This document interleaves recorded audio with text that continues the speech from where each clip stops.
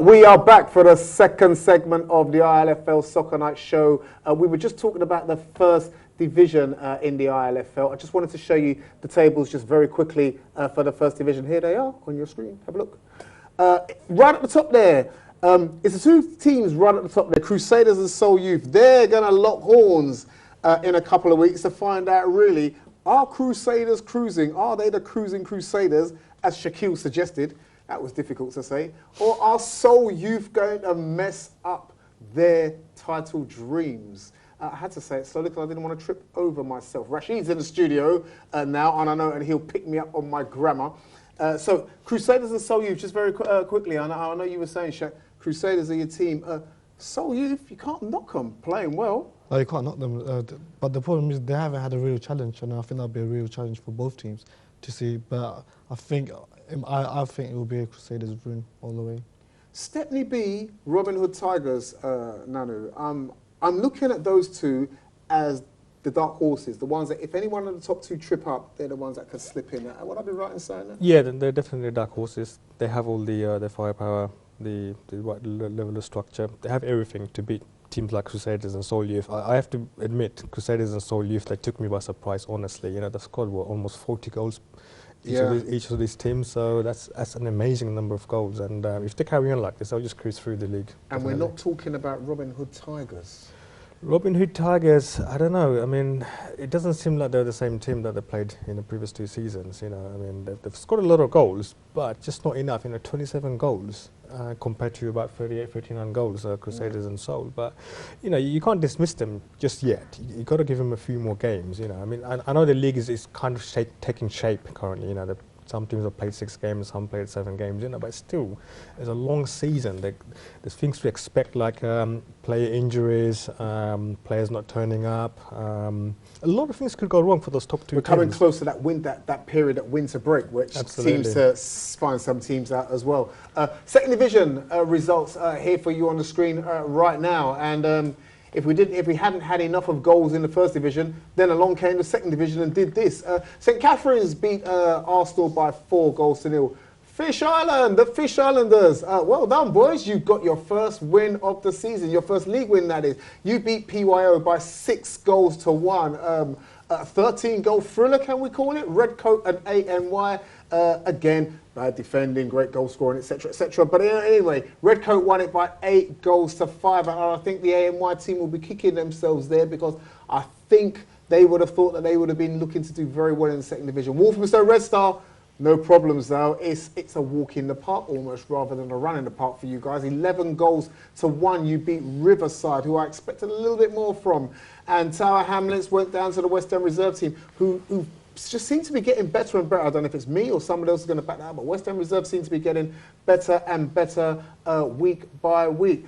Rash is here. How you doing, Rash? Hi. I know you're at Hackney Marshes a lot, so I know you see a lot of the teams, you know, when you travel, you see a bit of this, a bit of that.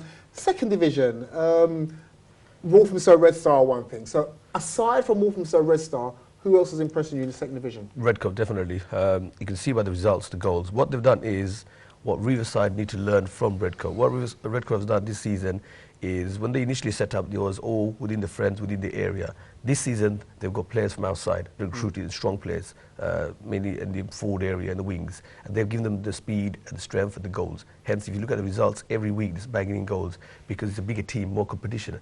Whereas if you look at Riverside, again, the bunch of friends, they play together, they're not recruiting, they're not adding to the squad, they're struggling. So I think Redcoat have surprised me, and I think credit has to go to the management for looking ahead and saying, you know what, let's strengthen the team and let's try and compete. So they will, I think, end of the season be at least first or second. Nana, you arguably had the best seat for Fish Island against PYO. They got themselves 3 points. They have, absolutely. Did PYO roll over, or did Fish Island play particularly well? I mean, not that they don't play well, but PYO didn't roll over. You know, on the first half there was only 1 goal scored by Fish Island. You know, all the remaining goals were scored in the second half. I think it was difference between determination and overconfidence.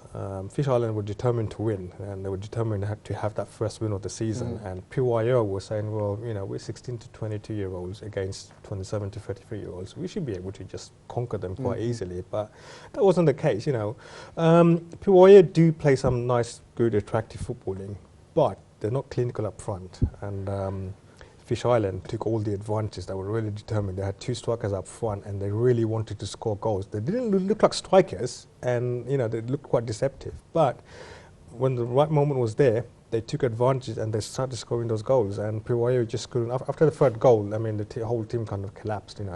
They didn't know what they were doing. They needed somebody on the sideline to actually push them and put them in the right places. They weren't in the right places. So Fish Island took all the advantage. PYO overconfident. So I said determination hopefully conquers over. I think you wanted to add Yeah, something I think what it is with PYO being the first season, they're trying to make a mark or trying to get the experience. But I spoke to a few of the youngsters a couple of weeks back. In their mind, they're already ahead of themselves, thinking, you know what, we can do this. It's not all that. But in reality, it's a different situation altogether. And as I said, I think they just need, because they're all youngsters, all 16, 17, 18, they just need someone to guide them and keep them calm, because their excitement's there, energy's there, passion's there, but they lack the experience. And that's where they're falling in the last few weeks. But being the first season, I'm sure come next season, there'll be a different team altogether. Oh yeah, absolutely. A couple of weeks ago, we had a cup draw, cup round, teams playing each other. And one of the standout games of that round, I believe, was Arsenal versus Tower Hamlets, I think it was. And where 1 week, Arsenal fell apart, and then in the cup, they came back and beat the team by the very same score. I think they put 6 past them or something like that. The very same thing could happen this week. This week's fixtures, there are no first and second division fixtures because we have the preliminary round of the ILFL Challenge Cup. We've got 3 fixtures taking place. Here they are on your screen for you right now. I just want to just say this very quickly. These are the bottom 6 teams in the second division who are playing in a preliminary round to see who will then enter into the first round proper when the other teams will come involved. It's just for first and second division only. So ANY take on Riverside, Arsenal take on West End Reserve, and then we come back to this fixture and it's a chance for PYO to redeem themselves. So I'm just going to ask you one question, one word answer. Can PYO redeem themselves? They might be able to. It really depends if they flip their stance, because Fish Island were determined and PYO were overly confident, and that was their downfall basically. Now this could be reversed. If Fish Island go in too confident, thinking, oh, we've beaten these guys and we can have them now again, then PYO will be more than determined to beat them because they've, had 6 goals go through them. So, I don't know, it could be reversed. It's one of those games that would be quite interesting. I think what David said, put your neck out and say who's going to win. I think PYO might be able to do it. That's it. Rash? I was going to say the same thing. I think the league will come in this time. They'll learn from last week and they'll apply it themselves. They've got a good bunch of players. I have to say, they're very skillful as well. Wow, this picture's thrown up a can of worms. And what do you want to say about that one, Shax? Well, when the draw happened, I was there when the draw happened, and I said Fish Island that day, and I will stick by it. Because you saw the Fish Island result coming earlier that they've had this week, and you still think it's Fish Island.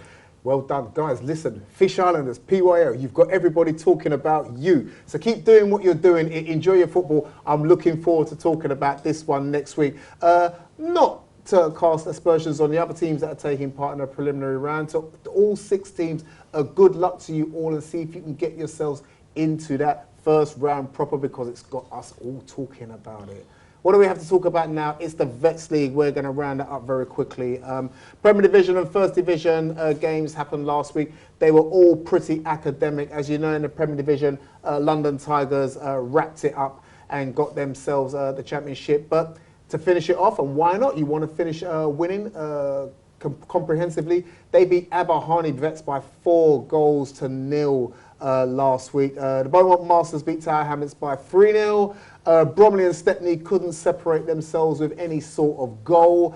And Weavers beat Sire by 2 goals to 1. And into the First Division, it all went on right down to the last minute. They kept us glued to the edge of our seats. FC Redbridge couldn't get the 3 points they needed, and it was 1-1 between them and Beaumont Masters B. Revive couldn't get the 3 points they needed, and it was 1-1 between them and the Riverside Vets. Mostin did well, got themselves a 2-2 draw against the Shadwell Masters, but too little too late scoring your goals, Mostin. And St Catherine's beat Bernardo Legends after their blip the week before. they came back and finished it all off with 3 points with a 2-0 victory. So what does that all mean? There it is in the Premier Division. As you see, London Tigers 9 points clear. It was never in doubt. But we're looking down at the bottom, and those two teams at the bottom for now have to hang their heads in shame and think, well, it could be First Division football for you next time round. Into the First Division, this is how it ended up. St Catherine's winning it by 8 points at Redbridge by a point, beating the Bernardo Legends to second place. And Nanu, I'm going to turn to you again, and we're going to go back 14, 15 games when you were sat here next to your good friend and colleague, Rashid Ali, and we were talking about Redbridge and your dreams and where you thought you was going to happen. Well done, it has to be said. Yeah. Well done to FC Redbridge. I remember everything quite clearly with my head down and everything, so no need to remind me of that.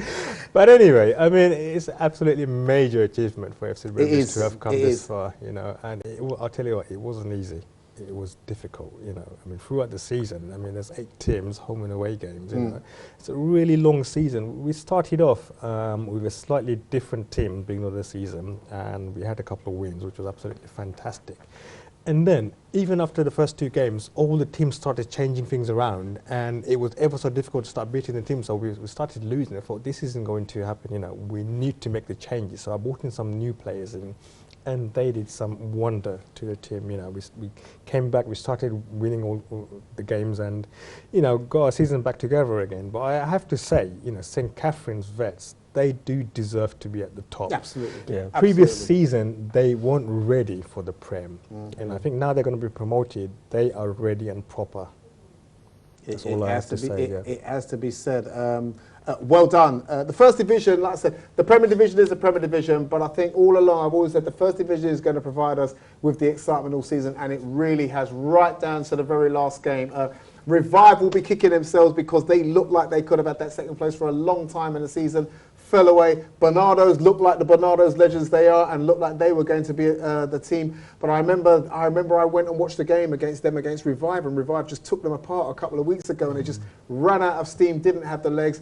FC Redbridge stole in and got that second place, so well done. It's been a great Vets League, a great Vets session again, and it's got one more game left, and it is the Cup final game. Let's not forget that. Tigers looking to do the double, and the double again. This time, a little bit of revenge. And will it be sweet revenge against the Beaumont Masters in this Thursday's ILFL and Charlotte LT Veterans Summer League Cup final? I think it's going to be a decent game.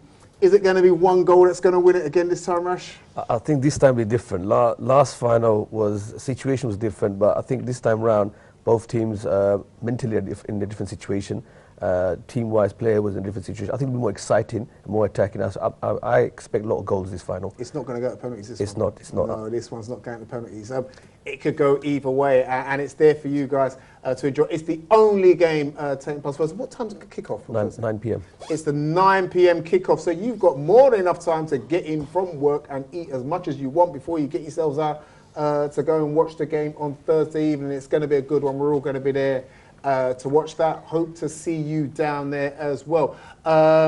We've got one First Division game taking place this evening. That's a game between Beaumont Masters being Shadwell Masters. It's a rearranged fixture from a few weeks back. It's all academic. It's just to wrap up everything in the First Division as well. But both teams will be going out there to win. They're not going out there just for the kick around. They'll be going down to take the win. I'll be down there after this programme. I'll be shooting down there, so I'll see you. We'll be back after this short break to wrap up everything else ILFL and the games to come this Sunday. We'll see you shortly.